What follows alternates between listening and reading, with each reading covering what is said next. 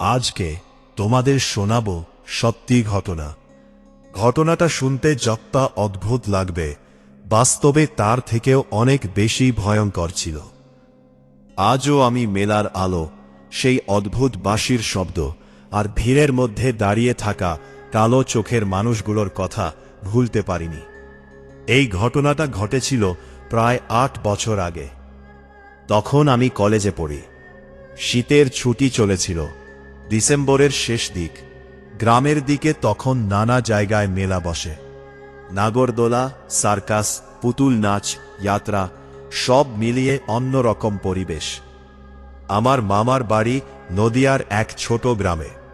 ছোটবেলায় প্রায় যেতাম, কিন্তু বহু বছর যাওয়া হয়নি। সেই বছর মামা জোর করেই আমাকে কয়েকদিন থাকার জন্য নিয়ে যান। গ্রামটা খুব সুন্দর ছিল, চারপাশে ধান ক্ষেত, কাঁচা রাস্তা আর বড় বড় গাছ। কিন্তু গ্রামের একটা ব্যাপার আমাকে প্রথম দিন থেকেই অদ্ভুত লাগছিল। সন্ধ্যার পর লোকজন খুব তাড়াতাড়ি বাড়ি ফিরে যেত। রাত ৯টার পর পুরো গ্রাম প্রায় ফাঁকা হয়ে যেত। একদিন রাতে আমি মামাকে জিজ্ঞেস করলাম, এখানে সবাই এত তাড়াতাড়ি ঘুমিয়ে পড়ে নাকি? মামা কিছুক্ষণ চুপ করে থেকে বললেন, এই সময়টায় গ্রামের বাইরে না যাওয়াই ভালো। আমি হেসে বললাম, কেন? মামা নিচু গলায় বললেন, মেলার সময় অদ্ভুত কিছু ঘটনা ঘটে। আমার কৌতূহল বেড়ে গেল। কি রকম? মামা ধীরে বললেন, প্রতি বছর মেলা বসার সময় কয়েকটা শিশু হারিয়ে যায়। আমার শরীর কেমন ঠান্ডা হয়ে গেল। পুলিশ কিছু করেনি? মামা দীর্ঘশ্বাস ফেললেন। অনেক চেষ্টা হয়েছে, কিন্তু কোনোদিন কাউকে খুঁজে পাওয়া যায়নি। লোকেরা বলে মেলাটা অভিশপ্ত। আমি আর কিছু বলিনি, কিন্তু সেদিন রাত থেকেই ব্যাপারটা মাথার মধ্যে ঘুরতে লাগল। পরদিন বিকেলে আমি গ্রামের বন্ধু রাজুর সঙ্গে মেলায় গেলাম। দূর থেকেই মেলার আলো দেখা যাচ্ছিল, রঙিন বাতি, মাইকের আওয়াজ, মানুষের ভিড়, সব মিলিয়ে জমজমাট পরিবেশ। কিন্তু মেলার কাছে যেতেই আমার বুকের ভেতর কেমন যেন চাপা অস্বস্তি শুরু হলো। কারণ ভিড়ের মধ্যেও একটা অদ্ভুত নীরবতা ছিল। মনে হচ্ছিল সবাই হাসছে, ঘুরছে, অথচ কোথাও যেন একটা ভয় লুকিয়ে আছে। রাজু হাসতে হাসতে বলল, কি রে, ভয় পাচ্ছিস নাকি? আমি হেসে উড়িয়ে দিলাম। আমরা নাগরদোলা, খেলনার দোকান, সার্কাস সব ঘুরতে লাগলাম। ঠিক তখনই একটা ঘটনা ঘটল। একটা ছোট ছেলে কাঁদতে কাঁদতে আমাদের পাশ দিয়ে দৌড়ে গেল। তার বয়স হয়তো ৬-৭ বছর। সে চিৎকার করছিল, মা, মা। আমি চারপাশে তাকালাম, কিন্তু আশেপাশে কেউ ওর দিকে খেয়ালই করছিল না। অদ্ভুত ব্যাপার, এত ভিড়ের মধ্যে একটা বাচ্চা একা কাঁদছে, অথচ কেউ কিছু বলছে না। আমি ছেলেটা পেছনে গেলাম। তোমার মা কোথায়? ছেলেটা থেমে আমার দিকে তাকাল। তার চোখ লাল হয়ে আছে কান্নায়। সে কাপা গলায় বলল, তারা নিয়ে যাবে। আমার বুক ধক করে উঠল। কে? ছেলেটা ধীরে আঙুল তুলে মেলার একদম শেষ প্রান্তের দিকে দেখাল। সেখানে একটা পুরনো তাঁবু দাঁড়িয়েছিল। অন্য সব রঙিন তাঁবুর মাঝখানে ওটা একদম আলাদা, কালো কাপড় দিয়ে ঢাকা। সামনে কোনো আলো নেই, শুধু দরজার উপরে ঝুলছে একটা লাল লণ্ঠন। আমি কপাল কুঁচকে বললাম, ওখানে কে আছে? ছেলেটা ফিসফিস করে বলল, ওরা রাতে শিশুদের ডাকে। তারপর হঠাৎ সে ভয় পেয়ে পিছিয়ে গেল। আমি অবাক হয়ে তাকিয়ে আছি। ঠিক তখনই পেছন থেকে এক মহিলা দৌড়ে এসে ছেলেটাকে জড়িয়ে ধরলেন। রাহুল! মহিলা ছেলেটাকে টেনে নিয়ে যেতে লাগলেন। আমি বললাম, ও একা ছিল কেন? মহিলা আমার দিকে এমনভাবে তাকালেন যেন আমি ভয়ঙ্কর কিছু বলেছি। তারপর খুব নিচু গলায় বললেন, সন্ধ্যার পর বাচ্চাদের একা রাখা যায় না। আমি আবার সেই কালো তাঁবুর দিকে তাকালাম। কেন জানি না, জায়গাটা দেখলেই বুকের ভেতর অদ্ভুত ভয় হচ্ছিল। চল ওদিকে যাই, আমি বললাম। ওখানে কি আছে? রাজু একটু চুপ করে থেকে বলল, লোকেরা বলে ওটা মৃত্যুর খেলা। আমার গা শিউরে উঠল। মানে? রাজু ধীরে বলল, অনেক বছর আগে একটা জাদুকরের দল এখানে এসেছিল। তারপর থেকেই নাকি এই মেলা অভিশপ্ত। প্রতি বছর কয়েকটা শিশু হারিয়ে যায়, আর শেষবার তাদের ওই তাঁবুর আশেপাশেই দেখা যায়। আমার গলা শুকিয়ে গেল। পুলিশ? রাজু তেতো হেসে বলল, কেউ কিছু প্রমাণ করতে পারেনি। আমি আবার তাঁবুর দিকে তাকালাম। এইবার মনে হলো কালো কাপড়ের ফাঁক দিয়ে কেউ আমাদের দেখছে। আমি স্থির হয়ে গেলাম। পরের মুহূর্তেই পর্দাটা হালকা নড়ল, আর আমি খুব স্পষ্ট একটা জিনিস দেখলাম। একটা মুখ, সাদা, অস্বাভাবিক ফ্যাকাশে, আর চোখ দুটো পুরো কালো। আমার বুকের রক্ত যেন জমে গেল। আমি চিৎকার করে উঠলাম, কে ওখানে? রাজু চমকে উঠল, কি হয়েছে? আমি কাঁপা হাতে তাঁবুর দিকে দেখালাম। ওখানে কেউ ছিল, কিন্তু আবার তাকিয়ে দেখি কেউ নেই। চারপাশে শুধু ঠান্ডা বাতাস। ঠিক তখনই মেলার সব আলো একসঙ্গে কয়েক সেকেন্ডের জন্য নিভে গেল। পুরো এলাকা অন্ধকার। চারপাশে মানুষ চিৎকার করতে লাগল। তারপর আলো ফিরে এল, আর আলো ফিরেতেই আমি বুঝলাম আমার পাশ থেকে রাজু নেই। আমি চারদিকে তাকালাম। রাজু? কোনো উত্তর নেই। মেলার ভিড়ের মধ্যে মানুষ হাঁটছে, হাসছে, কিন্তু রাজুকে কোথাও দেখা যাচ্ছে না। আমার বুক ধড়ফড় করতে লাগলো। আমি ফোন বের করলাম, নেটওয়ার্ক নেই। ঠিক তখনই পেছন থেকে একটা শিশুর হাসির শব্দ এলো, খিলখিল খিলখিল। আমি ধীরে ঘুরে তাকালাম, আর আমার শরীর ঠান্ডা হয়ে গেল। একটা ছোট মেয়ে দাঁড়িয়ে আছে, তার হাতে ভাঙা পুতুল, মুখে অদ্ভুত হাসি। সে ধীরে বলল, তোমার বন্ধু ওদের কাছে চলে গেছে। আমার গলা শুকিয়ে গেল। কার কাছে? মেয়েটা কালো তাঁবুর দিকে তাকাল, তারপর ফিসফিস করে বলল, যারা রাতে বাচ্চাদের নিয়ে যায়। আমি আর কিছু বলার আগেই মেয়েটা দৌড়ে ভিড়ের মধ্যে মিলিয়ে গেল। আমার শরীর কাঁপছিল। আমি বুঝতে পারছিলাম কিছু একটা ভয়ঙ্কর হচ্ছে। ঠিক তখনই দূর থেকে ভেসে এলো একটা বাঁশির শব্দ, অদ্ভুত, করুণ, ভয়ঙ্কর। মনে হচ্ছিল কেউ খুব দূর থেকে ডাকছে। মেলার সব শব্দের মাঝেও সেই বাঁশির আওয়াজ আলাদা করে শোনা যাচ্ছিল। আর সবচেয়ে ভয়ঙ্কর ব্যাপার হল, মেলার অনেক শিশু সেই শব্দ শুনে ধীরে ধীরে একই দিকে হাঁটতে শুরু করল, কালো তাঁবুর দিকে। আমার বুকের ভেতর ধক করে উঠল। একটা ছোট ছেলে নিজের মায়ের হাত ছাড়িয়ে হাঁটছে। তার চোখ ফাঁকা, মুখে কোনো ভাব নেই, যেন ঘুমের মধ্যে চলছে। আমি দৌড়ে গিয়ে তাকে থামালাম। এই, কোথায় যাচ্ছে? ছেলেটা ধীরে আমার দিকে তাকাল। তার চোখের মণি নেই, পুরো চোখ কালো। সে ফিসফিস করে বলল, ওরা ডাকছে। আমার শরীর জমে গেল। ঠিক তখনই মেলার ভিড়ের মধ্যে হঠাৎ বিশাল চিৎকার শুরু হলো। এক মহিলা কান্দে কান্দে চিৎকার করছেন, আমার ছেলে কোথায়? চারপাশে হইচই পড়ে গেল। লোকজন দৌড়াদৌড়ি শুরু করল। আর সেই বিশৃঙ্খলার মাঝেও আমি দেখলাম কালো তাঁবুর সামনে একজন লম্বা মানুষ দাঁড়িয়ে আছে। কালো কোট, মাথায় টুপি, তার মুখ দেখা যাচ্ছে না। সে ধীরে আমার দিকে তাকাল, তারপর খুব আস্তে হাত তুলে আমাকে ডাকল। আমার বুকের ভেতর বরফের মতো ঠান্ডা অনুভূতি নামল। ঠিক তখনই আবার সেই বাঁশির শব্দ বাজাল, আর এইবার মনে হলো শব্দটা একদম আমার কানের পাশ থেকে আসছে। বাঁশির সেই শব্দটা যেন সরাসরি আমার মাথার ভেতরে ঢুকে যাচ্ছিল। চারপাশের সব আওয়াজ ধীরে ধীরে দূরে সরে যেতে লাগলো।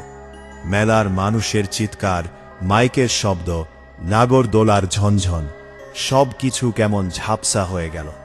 শুধু সেই বাঁশির সুর, ধীরে, করুণ, কিন্তু ভয়ঙ্করভাবে টানছে। আমার মনে হচ্ছিল আমি নিজেই হাঁটতে শুরু করেছি কালো তাঁবুর দিকে। ঠিক তখনই কেউ আমার কাঁধ শক্ত করে টেনে ধরল। আমি চমকে উঠলাম। পেছনে তাকিয়ে দেখি রাজু। তার মুখ ফ্যাকাশে, সে হাঁপাতে হাঁপাতে বলল, তুই কোথায় যাচ্ছিলি? আমি কয়েক সেকেন্ড কিছু বলতে পারলাম না। তারপর ধীরে বললাম, তুই কোথায় ছিলি? রাজু কাপা গলায় বলল, আলো নিভতেই কেউ আমাকে ধাক্কা মেরে টেনে নিয়ে যাচ্ছিল। আমি কষ্ট করে বেরিয়ে এসেছি। আমার বুক ধক করে উঠল। কে টেনে নিয়ে যাচ্ছিল? রাজু কয়েক সেকেন্ড চুপ করে রইল। তারপর ফিসফিস করে বলল, মানুষ না। ঠিক তখনই মেলার মাইকে ঘোষণা ভেসে এল, সবাই শান্ত থাকুন, একটি শিশু হারিয়ে গেছে। চারপাশে অদ্ভুত অস্থিরতা ছড়িয়ে পড়ো। কিছু মা বাবা নিজেদের বাচ্চাদের শক্ত করে ধরে আছে। কেউ কেউ তাড়াহুড়ো করে মেলা ছেড়ে চলে যাচ্ছে। কিন্তু অদ্ভুতভাবে মেলার কিছু লোক যেন এসব কিছুই দেখছে না। তারা আগের মতোই হাসছে, খেলছে, যেন কিছুই হয়নি। আমি রাজুকে বললাম, আমার মনে হয় ওই তাঁবুর ভেতরে কিছু আছে। রাজু সঙ্গে সঙ্গে মাথা নেড়ে বলল, না, ওখানে যাওয়া ঠিক হবে না। আমি ধীরে বললাম, যদি হারিয়ে যাওয়া বাচ্চাগুলো ওখানেই থাকে? রাজু চুপ করে গেল। বাতাস হঠাৎ আরো ঠান্ডা হয়ে উঠল।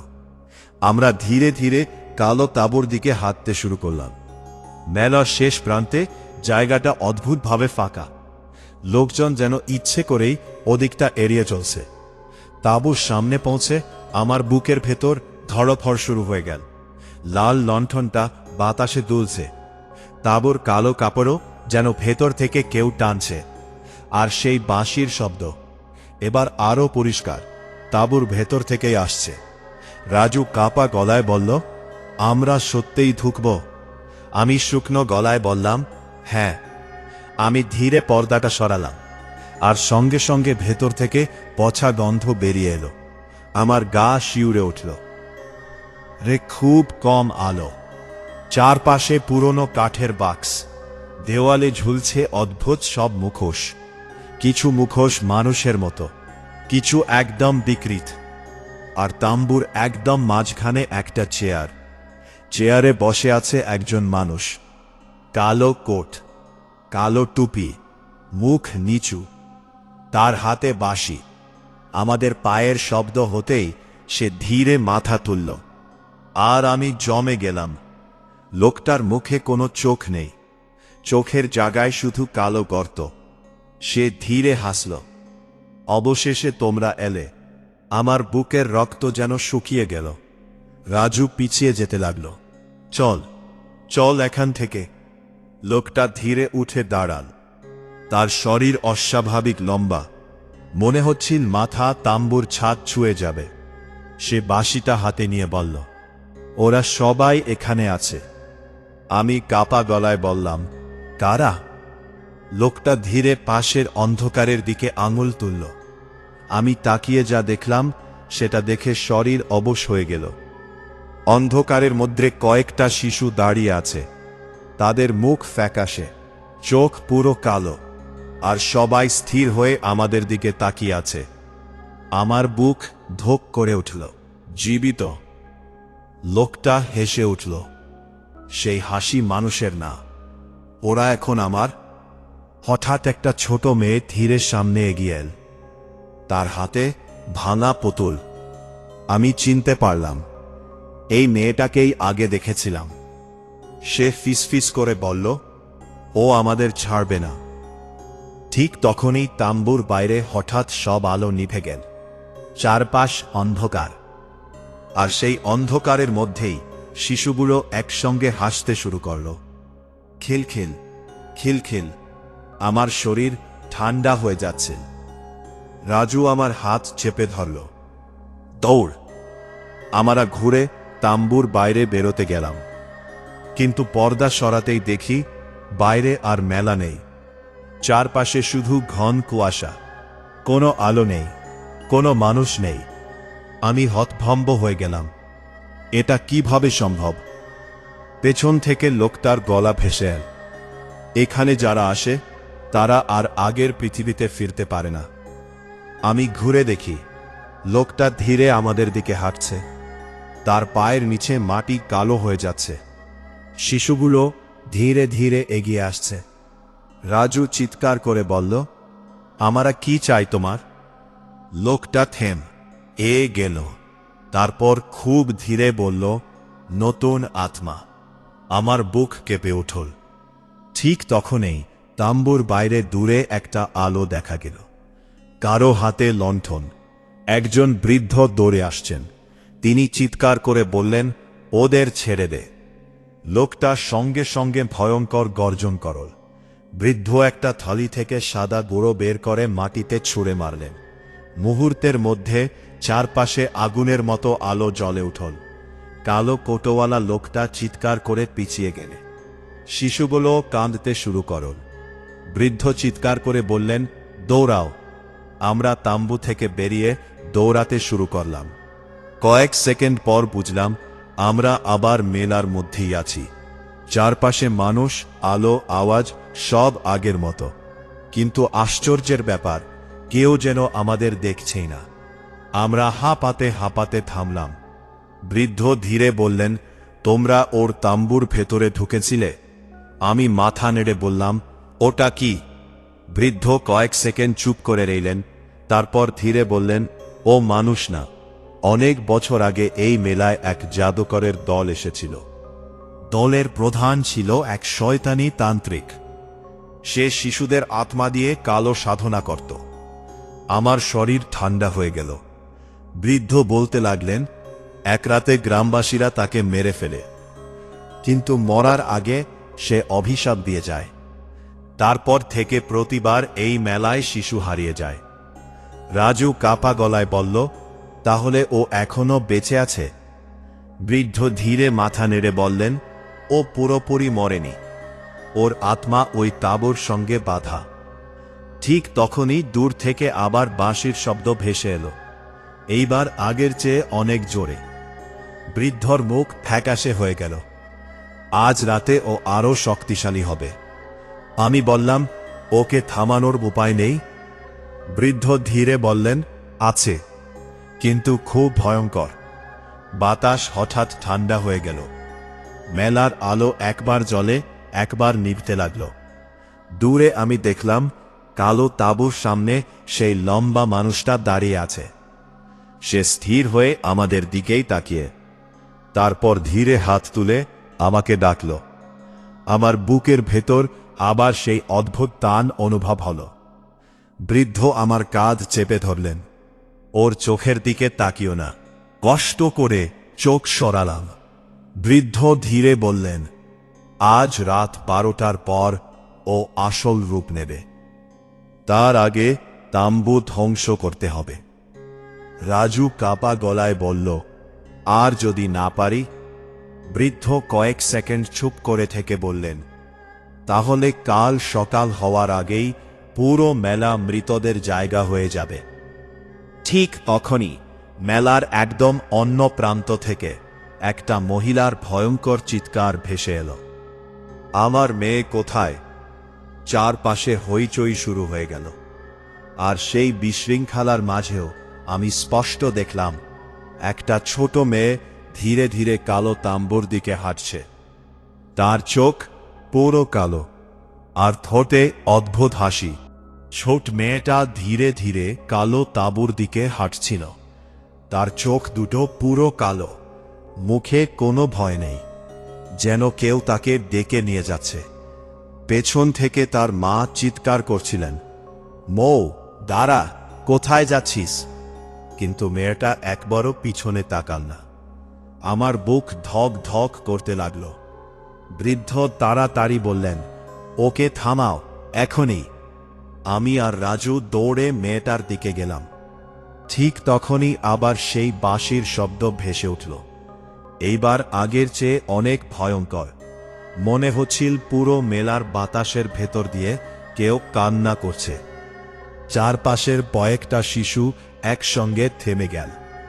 তারপর ধীরে ধীরে একই দিকে হাঁটতে শুরু করল, কালো তাঁবুর দিকে। আমার গা শিউরে উঠল। আমি ছোট মেয়েটার হাত ধরে টান দিলাম, কোথায় যাচ্ছ? মেয়েটা ধীরে আমার দিকে তাকাল, আর আমি ভয় পেয়ে পিছিয়ে গেলাম। তার চোখের মনি নেই, পুরো চোখ কালো। সে ফিসফিস করে বলল, ও আমাদের ডাকছে। রাজু কাপা গলায় বলল, দোস্ত, এটা ভালো কিছু না।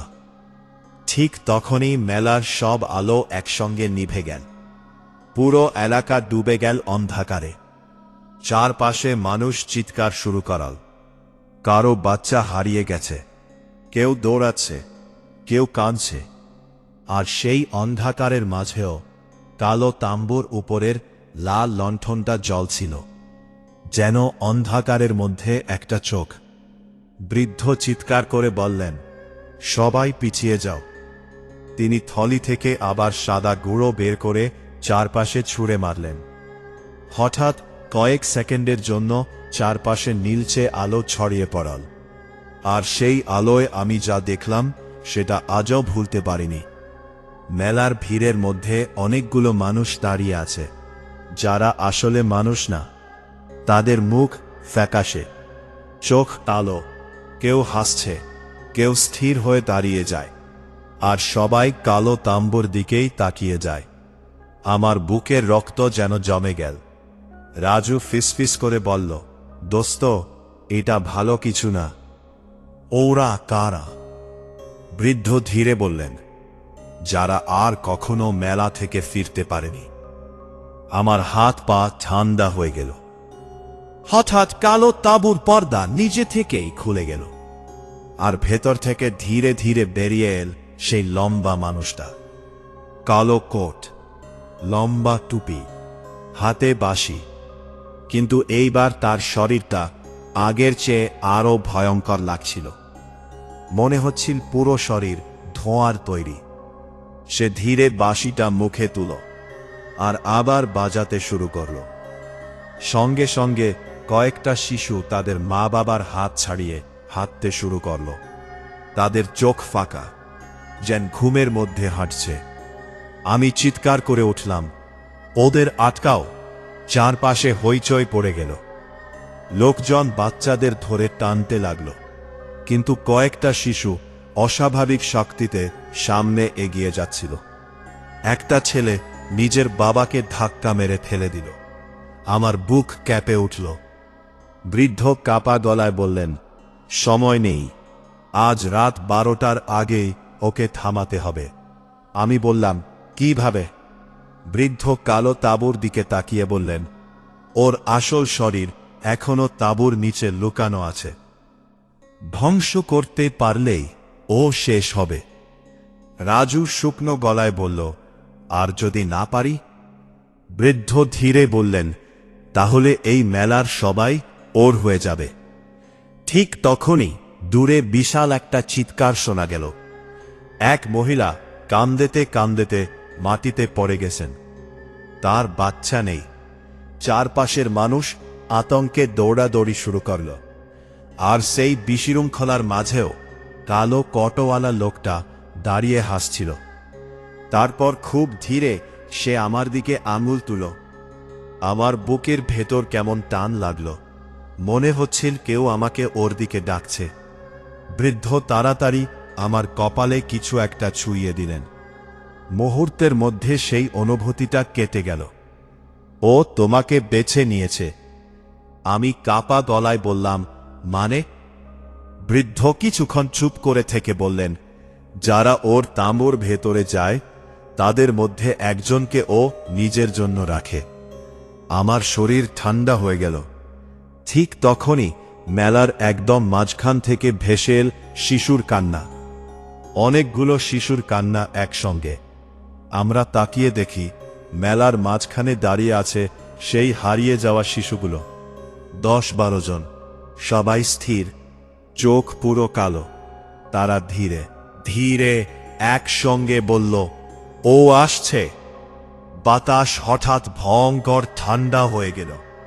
মেলার উপরের রঙিন বাতিগুলো একটার পর একটা ফেটে যেতে লাগল। পট পট পট। চারপাশে অন্ধকার আরো ঘন হয়ে উঠল। তারপর মাটিটা কাঁপতে শুরু করল। নাগরদোলাটা নিজে থেকেই ঘুরতে লাগল, কিন্তু সেখানে কেউ নেই। খালি চেয়ারগুলো অন্ধকারে ঘুরছে। কিচ কিচ। আমার বুক ধক ধক করছিল। রাজু কাপা গলায় বলল, আমরা এখন কি করব? বৃদ্ধ ধীরে তাঁবুর দিকে তাকালেন। ওর ভেতরে ঢুকতে হবে। আমার শরীর জমে গেল। আবার হ্যাঁ, ওর আসল শক্তি লুকিয়ে আছে ভেতরে।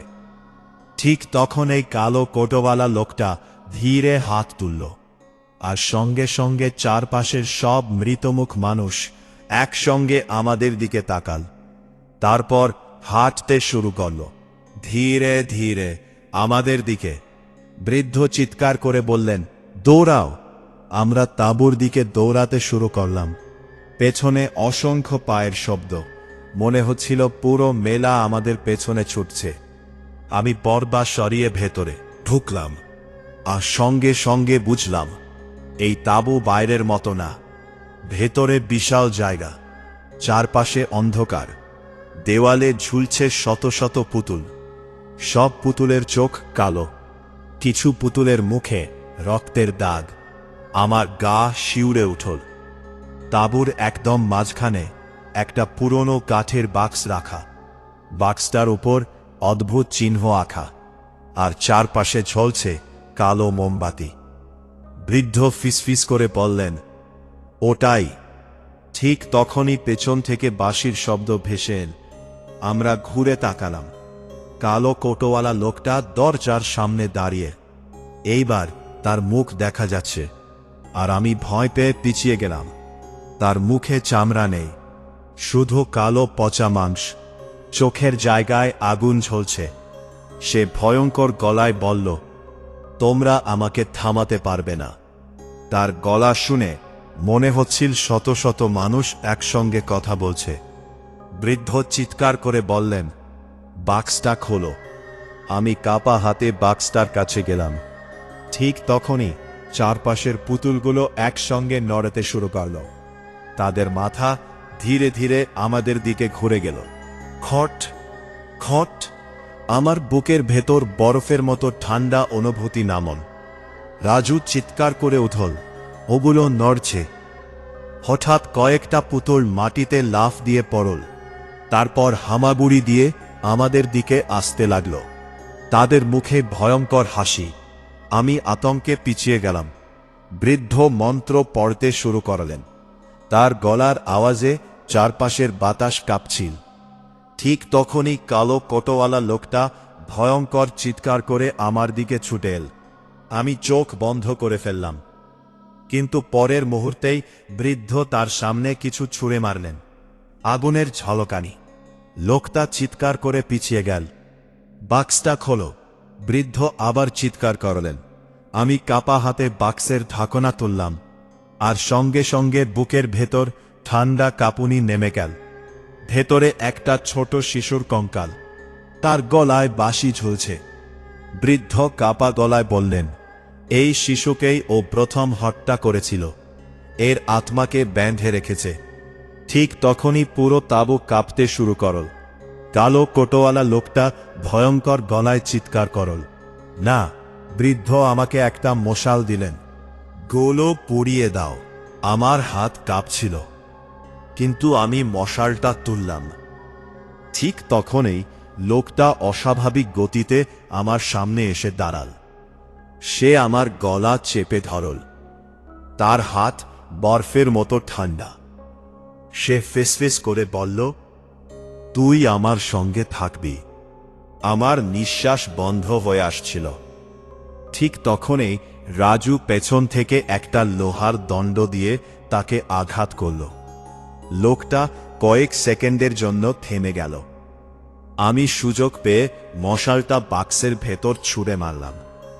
মুহূর্তের মধ্যে আগুন জ্বলে উঠল।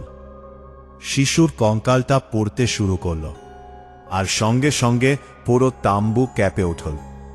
কালো কোটওয়ালা লোকটা ভয়ঙ্কর চিৎকার করল। তার শরীর ধোয়ার মতো গলে যেতে লাগল। চারপাশের পুতুলগুলো একসঙ্গে কাঁদতে শুরু করল। বাইরে মেলার সব আলো ফেটে গেল। চারপাশে আগুন ছড়িয়ে পড়ছে। বৃদ্ধ চিৎকার করে বললেন, দৌড়াও! আমরা তাম্বু থেকে বেরিয়ে প্রাণপণে দৌড়াতে লাগলাম। পেছনে পুরো মেলা কাঁপছে। নাগরদোলা ভেঙে পড়ছে, মানুষ চিৎকার করছে, আর সেই ভয়ঙ্কর চিৎকারের মাঝেও আমি শুনতে পেলাম কালো কোটওয়ালা লোকটার গর্জন। তারপর হঠাৎ সবকিছু থেমে গেল। চারপাশ নিস্তব্ধ, বাতাস ঠান্ডা। আমি ধীরে পিছনে তাকালাম, আর দেখলাম কালো তামোটা নেই, যেন কোনোদিন ছিলই না। শুধু পোড়া মাটি, আর চারপাশে পড়ে আছে অজ্ঞান শিশুরা। তাদের চোখ আবার স্বাভাবিক। ধীরে ধীরে সবাই জেগে উঠতে লাগল। মেলার মানুষ কাঁদতে কাঁদতে নিজেদের বাচ্চাদের জড়িয়ে ধরছে। আমার বুকের ভেতর চাপা স্বস্তিয়াল। বৃদ্ধ ধীরে বললেন, অভিশাপ শেষ হয়েছে। পরদিন সকালে আমরা গ্রাম ছাড়লাম, কিন্তু যাওয়ার আগে একটা ঘটনা ঘটেছিল। বাসে ওঠার সময় আমি হঠাৎ রাস্তার পাশে একটা ছোট পুতুল দেখতে পেলাম। পুরনো, মুখে ফাটা হাসি। আমি কপাল কুঁচকে তাকিয়েছিলাম। ঠিক তখনই পুতুলটার মাথা ধীরে আমার দিকে ঘুরে গেল, আর খুব আস্তে খিলখিল করে হাসল। চলবে, গল্পটা যদি ভালো লেগে থাকে তাহলে অবশ্যই চ্যানেলটি সাবস্ক্রাইব করে পাশে থাকা বেল আইকনটা অন করে দিও, কারণ এরকম আরও ভয়ঙ্কর সত্যি ঘটনা খুব তাড়াতাড়ি আসছে। পুতুলটার মুখের সেই হাসিটা আজও আমি ভুলতে পারিনি। রাস্তার ধারে পড়ে থাকা একটা পুরনো পুতুল, কিন্তু তার মাথা নিজের থেকেই আমার দিকে ঘুরে গেল, আর সেই খিলখিল হাসি আমার বুকের ভেতর বরফের মতো ঠান্ডা অনুভূতি নেমে এল। আমি কয়েক সেকেন্ড স্থির হয়ে দাঁড়িয়েছিলাম।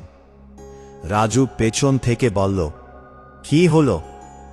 আমি কাঁপা হাতে পুতুলটার দিকে দেখালাম, ওটা। কিন্তু রাজু তাকিয়ে অবাক হয়ে বলল, ওখানে তো কিছু নেই। আমার বুক ধক করে উঠল। আমি আবার তাকালাম। সত্যি, পুতুলটা নেই। রাস্তার পাশে শুধু শুকনো ঘাস নড়ছে। আমি আর কিছু বললাম না, কিন্তু বাসে ওঠার পরও মনে হচ্ছিল কেউ আমাকে দেখছে। জানালার বাইরে কুয়াশা ঢাকা রাস্তা পিছিয়ে যাচ্ছে। হঠাৎ কাছের ওপরে একটা ছোট হাতের ছাপ ফুটে উঠল। আমি জমে গেলাম। ছোট শিশুর হাতের ছাপ। ধীরে ধীরে আরেকটা, তারপর আরও একটা, যেন বাইরে অনেক শিশু বাসের গায়ে হাত রাখছে। আমি আতঙ্কে উঠে দাঁড়ালাম। দেখ। কিন্তু রাজু তাকিয়ে বলল, কোথায়? আমি আবার জানালার দিকে তাকালাম। সব উধাও, শুধু কুয়াশা। আমার নিঃশ্বাস ভারী হয়ে উঠেছিল। মনে হচ্ছিল ব্যাপারটা এখনো শেষ হয়নি। বাস যখন গ্রামের সীমানা পার হচ্ছিল, ঠিক তখনই দূরে একটা বাঁশির শব্দ ভেসে এলো। খুব আস্তে, কিন্তু স্পষ্ট। আমার শরীর ঠান্ডা হয়ে গেল। রাজুও শুনেছে। সে ধীরে আমার দিকে তাকাল। কেউ কোনো কথা বললাম না। কলকাতায় ফিরে আসার পর প্রথম কয়েকদিন সব স্বাভাবিক ছিল। আমি নিজেকে বোঝাতে চেষ্টা করেছিলাম সব শেষ, অভিশাপ শেষ হয়েছে। কিন্তু সপ্তম রাতেই প্রথম ঘটনা ঘটল। সেদিন রাত প্রায় 2:30। হঠাৎ ঘুম ভেঙে গেল, কারণ আমার ঘরের বাইরে কেউ হাঁচছিল। ধূপ ধূপ ধূপ ধূপ, খালি পায়ের শব্দ। আমি ধীরে উঠে বসলাম। ঘরের বাতি নিভে আছে। জানালা দিয়ে চাঁদের আলো ঢুকছে। পায়ের শব্দটা দরজার সামনে এসে থেমে গেল। আমার বুক ধরফর করেছিল। তারপর খুব আস্তে, টক টক টক টক, কেউ দরজায় নক করল। আমি কাঁপা গলায় বললাম, কে? কোনো উত্তর নেই। আবার টক টক টক। আমার শরীর অবশ হয়ে যাচ্ছিল। আমি ধীরে দরজার কাছে গেলাম। দরজার নিচ দিয়ে কারো ছায়া দেখা যাচ্ছে, ছোট কারো, শিশুর মতো। আমি সাহস করে দরজা খুললাম, আর সঙ্গে সঙ্গে বুকের রক্ত জমে গেল। দরজার বাইরে কেউ নেই, শুধু মেঝেতে পড়ে আছে সেই ভাঙা পুতুলটা। একই পুতুল, ফাটা মুখ, ভয়ঙ্কর হাসি। আমি আতঙ্কে পিছিয়ে গেলাম। ঠিক তখনই পেছন থেকে খুব আস্তে একটা শিশুর গলা ভেসে এল। আমাদের ফেলে চলে এলে কেন? আমি ঘুরে তাকালাম। ঘরে কেউ নেই, কিন্তু ঘরের কোণে অন্ধকারের মধ্যে কয়েক সেকেন্ডের জন্য একটা ছোট মেয়েকে দাঁড়িয়ে থাকতে দেখলাম। তার চোখ পুরো কালো, আর হাতে ভাঙা পুতুল। পরের মুহূর্তেই সে উধাও। আমার হাত পা ঠান্ডা হয়ে গেল। পরদিন সকালে আমি সব কথা রাজুকে ফোন করে বললাম। রাজু অনেকক্ষণ চুপ করে রইল, তারপর ধীরে বলল, কাল রাতে আমিও বাঁশির শব্দ শুনেছি। আমার বুক ধক করে উঠল। রাজু কাঁপা গলায় বলল, মনে হচ্ছে ও পুরোপুরি শেষ হয়নি। আমরা ঠিক করলাম আবার সেই গ্রামে যাব। 2 দিন পর আমরা আবার মামার গ্রামের দিকে রওনা দিলাম। কিন্তু গ্রামে পৌঁছেই বুঝলাম কিছু একটা ভয়ঙ্কর বদলে গেছে। পুরো গ্রাম অস্বাভাবিক চুপচাপ। অনেক বাড়ির দরজা বন্ধ, রাস্তায় লোকজন খুব কম। মামা আমাদের দেখে ফিসফিস করে বললেন, তোরা আবার কেন এসেছিস? আমি বললাম, সব শেষ হয়নি, তাই না? মামার মুখ ফ্যাকাশে হয়ে গেল। তিনি ধীরে বললেন, 3 দিন আগে আবার একটা বাচ্চা হারিয়েছে। আমার বুকের ভেতর ধক করে উঠল। কি?